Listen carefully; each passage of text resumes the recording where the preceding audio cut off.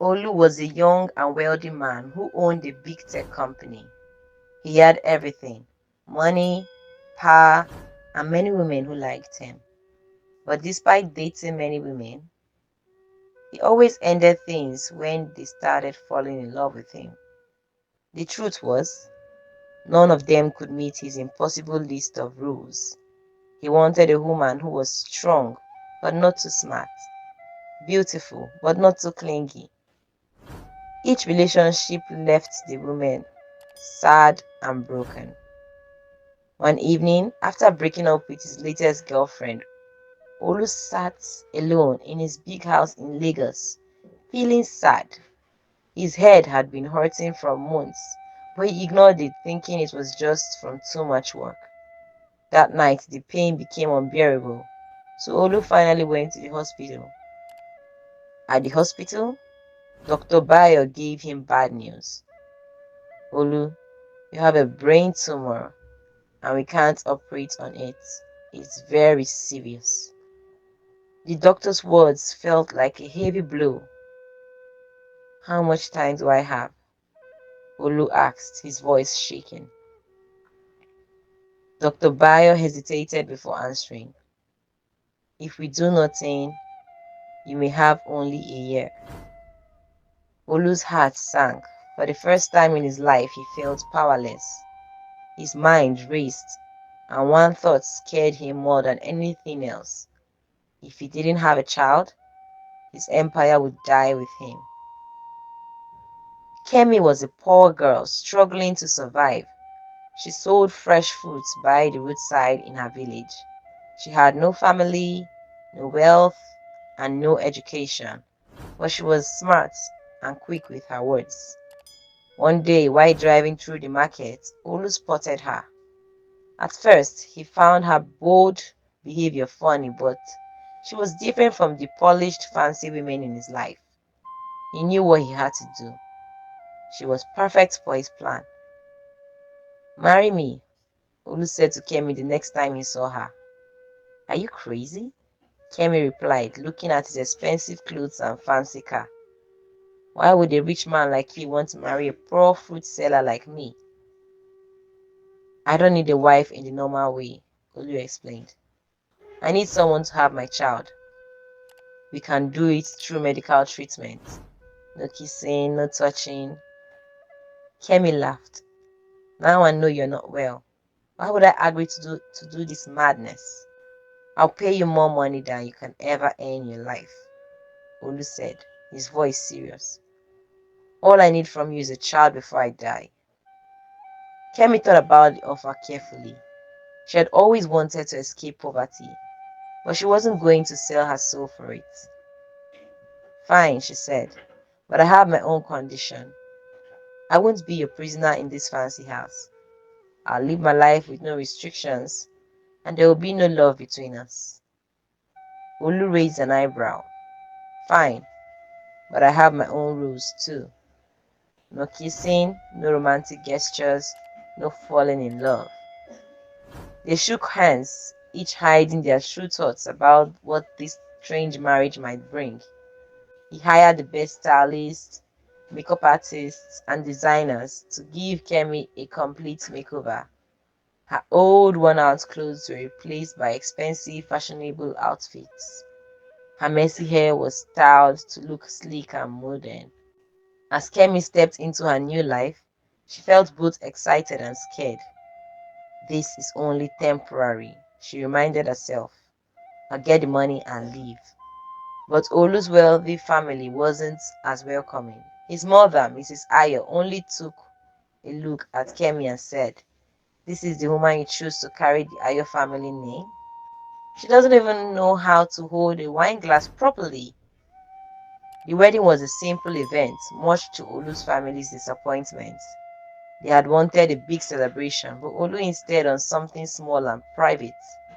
Kemi wore a designer dress that felt uncomfortable, and Olu stood beside her looking like he was signing a business contract instead of getting married. After the ceremony, they moved into Olu's mansion, both of them settling into their new roles. Life in the mansion was strange for Kemi. She had never lived in such luxury, but she quickly realized that it wasn't a real home. Olu barely spoke to her, and when he did, it was only about practical things like, don't slouch when you sit, it's rude. One morning, Olu noticed something different about Kemi. You're not in the market anymore, he asked. Kemi rolled her eyes. Not everyone grew up eating with golden spoons, you know, she replied sharply. Their words often clashed. Kemi still ate with her hands sometimes, which disgusted Olu. You're the wife of a billionaire now, he reminded her. Stop acting like a market woman. And you still act like you don't have a heart, Kemi shot back. The arguments were frequent but never lasted long, as both were too stubborn to back down. Despite their fights, Olu couldn't help but notice that Kemi was different from the women he usually dated. She was loud, bold, and unpredictable. But there was something real about her that he hadn't felt in years. One day, he saw her laughing with one of the male workers, and a strange feeling stirred in his chest. Was he actually jealous? You're getting too friendly with the staff, Olu snapped that evening. Kemi rolled her eyes again. What's wrong with that? I'm free to talk to anyone I like. I don't want to see you with him again, Olu said firmly. Kemi raised an eyebrow. Are you jealous, Olu? Don't flatter yourself, he replied quickly. Just be more respectful. Olu couldn't understand the feelings he was having. He had made it clear from the beginning. No love, no emotions. But seeing Kemi with another man made his blood boil. He started paying more attention to her, noticing small things. Her laugh, her smile, the way she walked. Slowly, his resolve began to crumble. Meanwhile, Olu's health was getting worse. The headaches were happening more often, and the doctor's reports weren't good. Kemi started to notice his pained expressions and, for the first time, felt a bit of concern. Are you okay? She asked one night after he stumbled during dinner. I'm fine, he lied, brushing her off. The tension between them grew, not from anger, but from something else, something unspoken. Kemi began to see a different side of Olu. He wasn't just the cold, rich man she had married. He was a man who was vulnerable, a man who was slowly falling apart. Do you need anything? She asked softly. Olu looked at her confused. Why do you care? He asked. Olu's jealousy reached its peak at a party when he saw Kemi talking and laughing with another man. She seemed happier than he had ever seen her, and it made his chest tighten with anger. Later that night, he couldn't hold back his frustration. Who was that man? He demanded. What does it matter? Kemi replied. No love, no emotions, remember? But deep down, Kemi was confused by Olu's sudden possessiveness. Despite their agreements, emotions were starting to creep in. Olu found himself caring about Kemi more than he should. He hated how he felt when she wasn't around, and how his heart raced when she was near. He was breaking his own rules. Kemi too was confused. They had built their marriage on strict rules, but now everything was changing. Despite their growing feelings, the goal remained Olu needed a child. They had discussed everything with the doctor and the IVF procedure was about to begin. The clinic was modern and luxurious, but as they waited in the room, Kemi felt nervous. This wasn't just about money anymore. She was carrying the future of Olu's family, and the pressure felt overwhelming. Are you okay? Olu asked, his voice softer than usual. Kemi nodded. I guess I'm just nervous. It's a big deal, you know. I know, Olu said, surprising her by reaching out to hold her hand. But we'll get through this together. For the first time, Kemi realized how much she had changed. This wasn't the cold, business-like man she had married. This was someone else. Someone more human, more vulnerable. The IVF procedure went smoothly, and the doctors assured them that everything was going well. Now it was just a matter of waiting to see if it could work. Kemi was told to rest and avoid stress for the next few weeks. When they returned to the mansion, Olu's usual serious expression had softened. He sat beside her as she lay down in bed. "Do you need anything?" he asked. Kemi shook her head. "No, I'm fine." "I'm serious, Kemi. If you need anything, just ask," Olu said gently. She stared at him, feeling something warm in her chest. "You're not supposed to care, remember?" Olu smiled. "Maybe I'm breaking my own rules." As the days passed, Olu found it harder and harder to keep his distance from Kemi. They were no longer just two people in a contractual agreement. The IVF procedure had created a bond between them, one that neither could deny. One evening, after a quiet dinner, Olu found himself standing outside Kemi's room, his mind racing. The rules were clear: no romantic gestures, no kissing, no falling in love. But as he stood there, he realized something had shifted inside him. Without thinking, he opened the door. Kemi looked up, surprised to see him. "What are you doing here?" Olu didn't respond. He walked towards her, his heart pounding. He stood in front of her, his hands trembling slightly. "I can't do this anymore," he said softly, his voice barely a whisper. Kemi frowned. "Do what?" "Pretend that I don't care," he admitted. "I've been trying to follow the rules we set, but every time I see you, every time I talk to you, I break a little more." Before she could respond, he leaned in and kissed her. It wasn't just a kiss of passion, but one of desperation, of need. Olu was breaking the very rule he had set, and he didn't care. Kemi pulled away, breathless and shocked. "Olu, we're not supposed to." "I don't care," he interrupted, his voice shaky. "I don't care about the rules anymore. I'm dying, Kemi. I don't have time for those games. I'm tired of pretending." She stared at him, her mind spinning. Everything was happening so fast. The man who had once set cold, strict boundaries was now confessing his feelings. "But what about your rules? No kissing, no love, no emotions?" she asked softly. "I was wrong," he admitted. "I thought I could live my days without that, but I can't. I want more." 2 weeks later, they received the news they had been waiting for. The IVF had been successful. Kemi was pregnant. When the doctor confirmed it, Olu felt a wave of relief, but also something deeper: joy. He had wanted an heir, but now that Kemi was carrying his child, it meant so much more. It wasn't just about his legacy anymore. It was about the life they were creating together. Kemi was equally overwhelmed. She had never imagined herself in this position.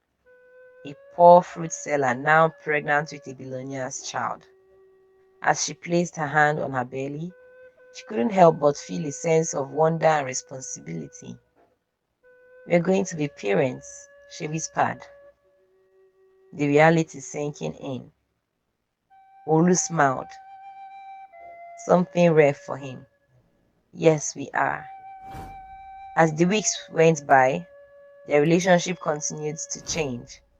Olu became more attentive than ever, always making sure Kemi was comfortable, always asking if she needed anything. He broke every rule he had set for himself, and with every rule broken, he felt more free. Kemi too was changing. She no longer saw Olu as the cold, distant billionaire.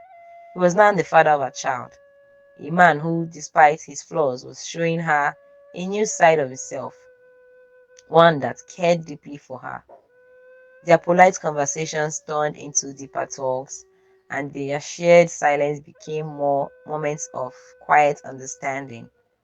One evening, while Kemi was out for a walk, Olu spotted her talking to the same male staff member who had triggered his jealousy before. They were laughing, and the man seemed far too comfortable with his wife. A rush of jealousy hit Olu like a tidal wave.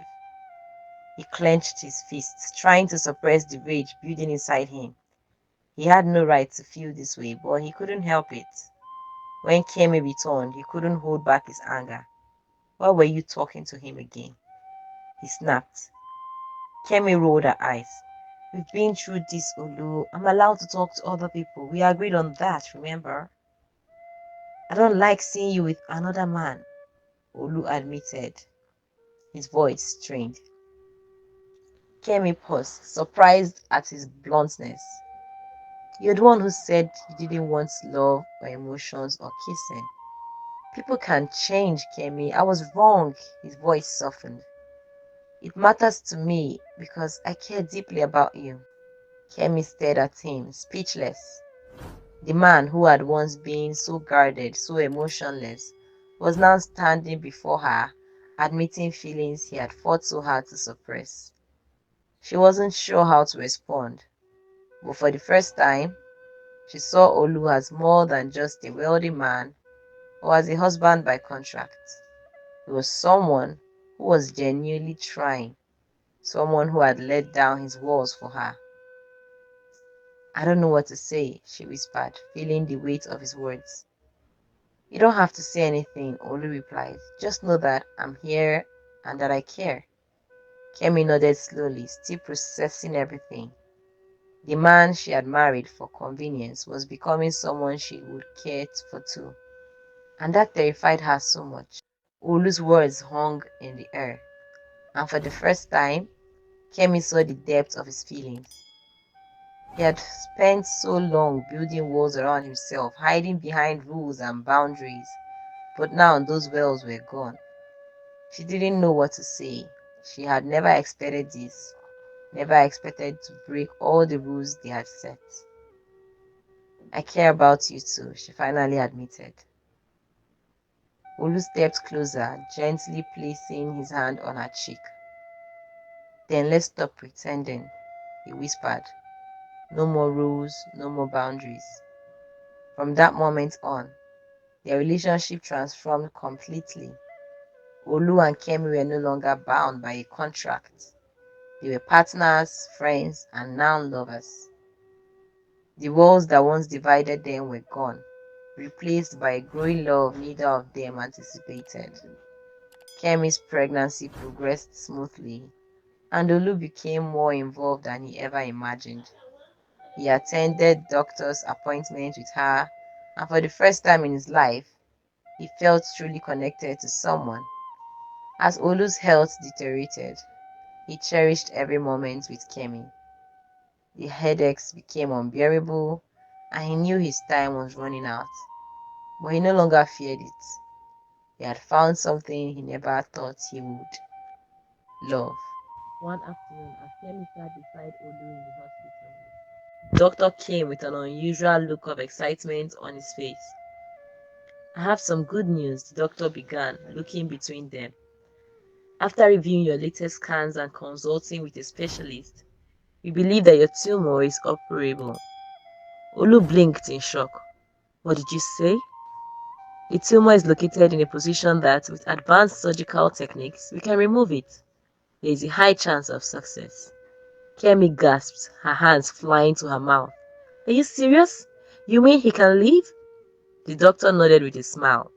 Yes, there is a strong possibility that the surgery will save his life. It won't be easy, and the recovery will be very long, but it is possible. For the first time in months, Olu felt a flicker of hope. He looked at Kemi, his heart swelling with the thought of more time.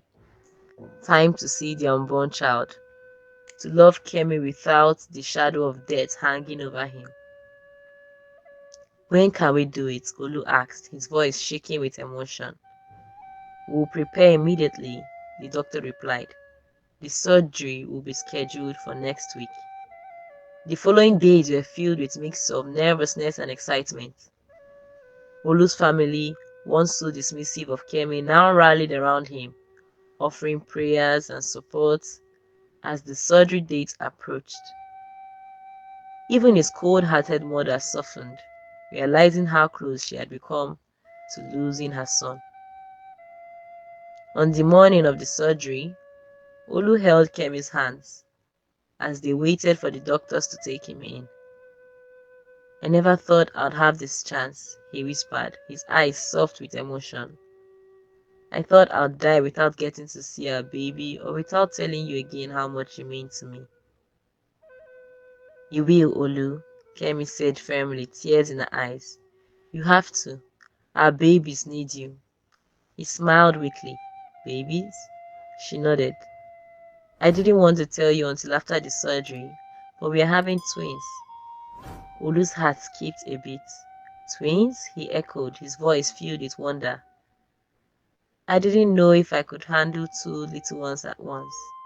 Kemi chuckled. "You have time to figure it out. Just focus on coming back to us." With one last final kiss, Olu was wheeled into surgery, leaving Kemi in the waiting room, her heart pounding with fear and hope. The surgery was long, hours stretched into what felt like an eternity. Kemi clasped her hands together, praying silently for Olu's survival. After what seemed like endless wait, the surgeon emerged, removing his mask with a tired but triumphant smile. "The surgery was successful," he said, looking at Kemi. "We were able to remove the tumor completely," the doctor announced. Kemi burst into tears. "Thank you. Oh, thank you so much, doctor." Olu's recovery wasn't going to be quick, but the worst was over. He had a second chance at life, and Kemi knew that their future was bright. As Olu began to recover from his surgery, Kemi's pregnancy reached its final stage. Just as the doctors had predicted, her labor began a few weeks early. The excitement of Olu's recovery and the upcoming birth filled the household with a renewed sense of joy. One night, Kemi woke up with a sharp pain in her stomach. "Olu," she called out, her voice filled with a panic. "It's happening." Olu rushed to her side and immediately called the driver. They were taken to the hospital, and within hours, the news spread that Kemi was not only giving birth, but that she had twins. "It's twins, Olu," the doctor said with a grin as they wheeled her into the delivery room. As Olu waited anxiously outside, he felt a rush of emotions, fear, excitement, and hope. When the doctor finally emerged, he announced, "Congratulations, Mr. Okuku, you're having a healthy baby boy and a girl." Olu let out a breath he didn't realize he had been holding. "Can I see them?" he asked, his voice barely above a whisper. He entered the room to find Kemi cradling two tiny bundles in her arms. Her face glowed with exhaustion and happiness as she looked up at him. "Meet your son and your daughter, Olu." He leaned down, touching the soft faces of his children. "Thank you," he whispered to Kemi, filled with gratitude. Kemi smiled through her tears. "You're welcome." As Olu recovered, his family began to accept Kemi and the children. His mother, who had initially refused to acknowledge their marriage, came to visit. She was hesitant at first, but when she saw the twins, something in her softened. "You've done well, Kemi," she said quietly. "These children, they are the future of the Okuku family." Kemi nodded, feeling a sense of peace she hadn't expected. She had fought hard for this family, and now it was coming together in a way she had never imagined. Olu and Kemi's relationship deepened as they navigated parenthood together. They laughed, argued, and shared quiet moments that brought them closer than ever before. Olu no longer cared about society expectation or the rules he had once lived by. One evening, as they sat at the porch watching the sunset, Olu took Kemi's hand. I never thought I'd get a second chance at life or love, he said softly. Kemi smiled. I never thought I'd find love in a place like this, but here we are. They sat in silence, content in the life they had built together. Months after Olu's full recovery, Kemi began to feel ill. At first, she thought it was just the stress of raising the twins. When she went to the doctor, she was hit with unexpected news. She was pregnant again. When she told Olu, he was stunned. Another baby? He asked, his eyes wide. Kemi nodded, laughing. I guess we weren't careful enough. Olu laughed, pulling her into a tight embrace. I don't care. The more the merrier. We have the resources to take care of them. With their new baby on the way, Olu and Kemi's family continued to grow, and their love only strengthened. What they had started as a cold, calculated arrangement had blossomed into a love story neither of them could have ever predicted. Olu had fought against his illness, his fears, and his old ways, and in the end he had gained something far greater than wealth or status. He had gained a family and a love that would last forever.